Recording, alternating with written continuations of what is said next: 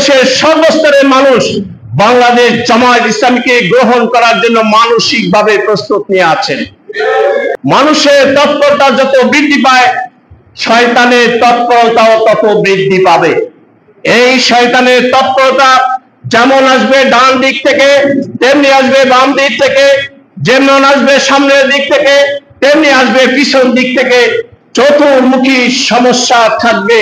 কিন্তু মনে রাখবেন, ইন্নাশ শাইতানা কানা দাঈফা, আল্লাহ তাআলার ঘোষণা হচ্ছে শয়তানের শক্তি কৌশল হচ্ছে দুর্বল। মুমিন হচ্ছে সেই ব্যক্তি যিনি সকল অবস্থায় মহান রবের উপরে ভরসা করে।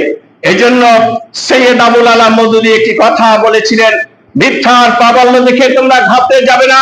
সে তো কখনো ঝড়ের বেগে, প্রচন্ড ঝড়ের বেগে আসে, আবার পানির বুদবুদি নয় বিলীন হয়ে যায়। চিন্তা হওয়া উচিত সততার, কেননা মিথ্যার মোকাবেলা করার দায়িত্ব আল্লাহ তাআলার।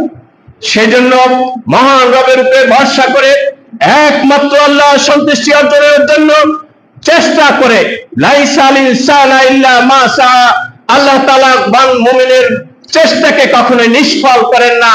সেই ভরসা এবং বিশ্বাস এবং আত্মবিশ্বাস, যে পরিস্থিতি আসুক না কেন সেই পরিস্থিতি আমরা মোকাবেলা করতে পারবো ইনশাআল্লাহ। আল্লাহ তাআলা ঘোষণা করেছেন, লা ইউকাল্লিফুল্লাহু নাফসান ইল্লা ওয়াসাহা, লাহা মা কাসাবাত ওয়া আলাইহা মা ইকতাসাবাত।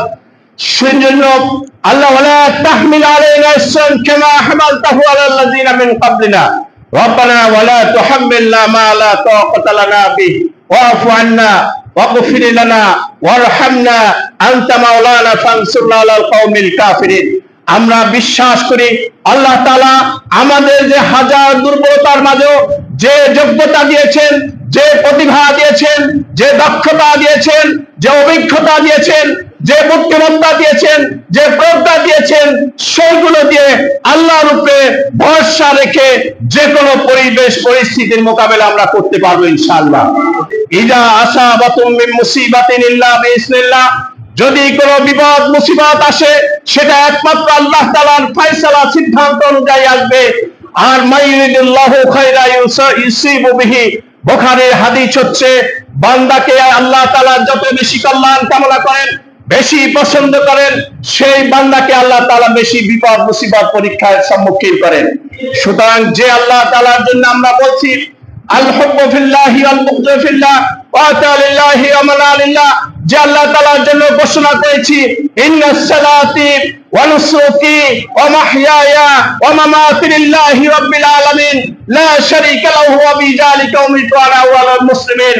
আমার জীবনের সার্থকতা তখনই হবে যেই দিন আমি পাবো, ইয়া আইয়াতুহান নাফসুল মুতমাইন্না ইরজিই ইলা রাব্বিকি রাদিয়াতাম মারদিয়া ফাদখুলি ফি ইবাদি ওয়াদখুলি জান্নাতি।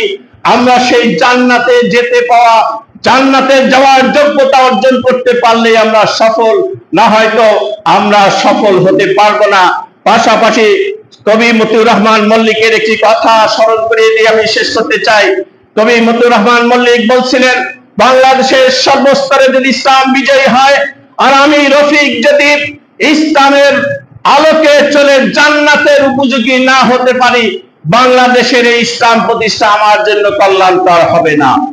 সেজন্য নিজেকে আলিমাত নাফসুম মা কদ্দামাত ওয়া আখরাত, আমি আমার জীবনটাকে কতটা উন্নত করতে পেরেছি, মহান আল্লাহ তাআলার কাছে কতটা গ্রহণযোগ্য করেছি, আমি আমার জীবনের সকল কর্ম তৎপরতা একমাত্র আল্লাহ তাআলার সন্তুষ্টির জন্য করতে পেরেছি কিনা সেই চিন্তা করে আমাদের সামনের জন্য প্রস্তুতি নেওয়া দরকার।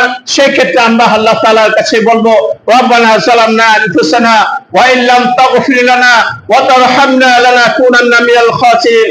রব্বানা লা তুআখিযনা ইন নাসিনা ওয়া আখতানা। রব্বানা ওয়া লা তাহমিল আলাইনা ইসরান কামা হামালতাহু আলাল্লাযিনা মিন ক্বাবলিনা।